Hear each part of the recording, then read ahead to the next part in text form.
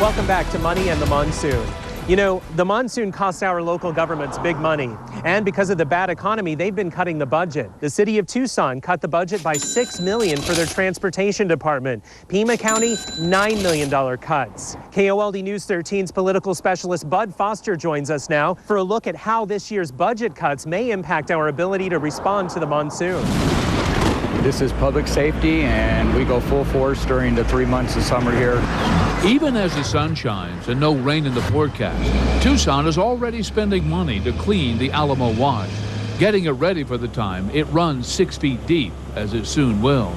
During monsoon, overtime, paying workers to be on standby is not an issue. It costs a little bit more, but convenience of having somebody that can respond in 15, 20 minutes, it might save a life. The city could easily spend $200,000 on the monsoon. The county, more than twice that amount. A very wet monsoon could mean much more. We'll have to take care of it. We will take care of it. And then we'll worry about the money later. Workers are much in demand, but in short supply. So there will be some visible service cuts. The cleanup is just on regular time. So that might take us longer because we're down staff now, unfortunately. Each of these barricades costs about $60, and the city alone loses about 350 of them during the monsoon, to the floods, to theft, and to vandalism. Just a price they pay to keep us safe. At Arroyo Chico, I'm Bud Foster, KOLD News 13, live local late breaking. You know, every year the monsoon does a number on our roads, and little cracks like this are the least of our problems. First Alert meteorologist Aaron Pickering shows us the bigger the storm, the bigger the damage.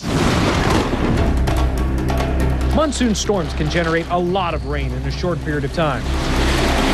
All of that rain runs off into our washes, and anything in its path is swept downstream.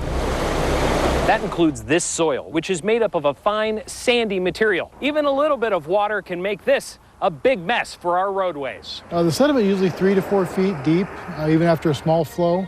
And of course, it has to be cleaned out before we can reopen the road.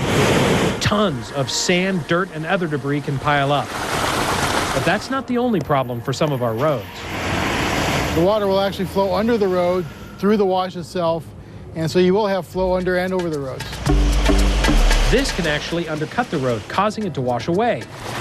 Before a street can reopen, the county has to inspect it and make sure there's no major damage. And remember all that sand and dirt that piled up in the road? It can't just be pushed back into the wash. It has to be hauled away. There's clean water regulations which say that once we touch the debris in the wash, we can't leave it there anymore. All of these cleanups and inspections cost a lot of money. We're looking at anywhere from 40 to 50% of those cleanup funds. That translates to more than $800,000 in 2007. We make sure that they're safe to cross, and then we can reopen those crossings again. You know, we could save a lot of money by simply avoiding the damage caused by monsoon storms in the first place. There's a project at the U of A that's trying to do just that, and here's First Alert meteorologist Erin Jordan with what they're working on. Past history of forecasting the monsoon in Arizona, it's been almost impossible to forecast this kind of detail.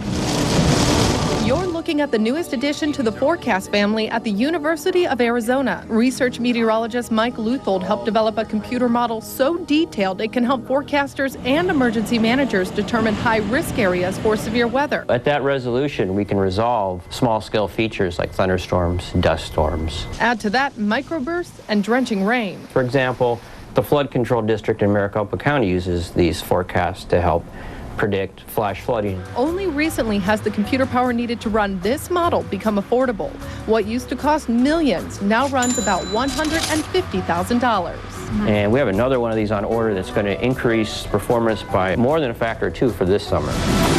Coming up, the monsoon's expensive, but lives are priceless. One man versus the storm, and teams of rescuers versus raging water. Plus, the high price of driving into danger. Who's paying or not? We need 3 key atmospheric features to set up to get the monsoon going right here in southern Arizona. First, high pressure to our east expands and strengthens. The clockwise circulation around that pushes in moisture off the Gulf of Mexico right into southern Arizona. Then a heat low forms off to our west. That draws in moisture from the East Pacific and the Gulf of California. Then a smaller area of high pressure forms over the Four Corners area, and that helps converge everything right into southern Arizona. When all of that happens, our monsoon storms begin.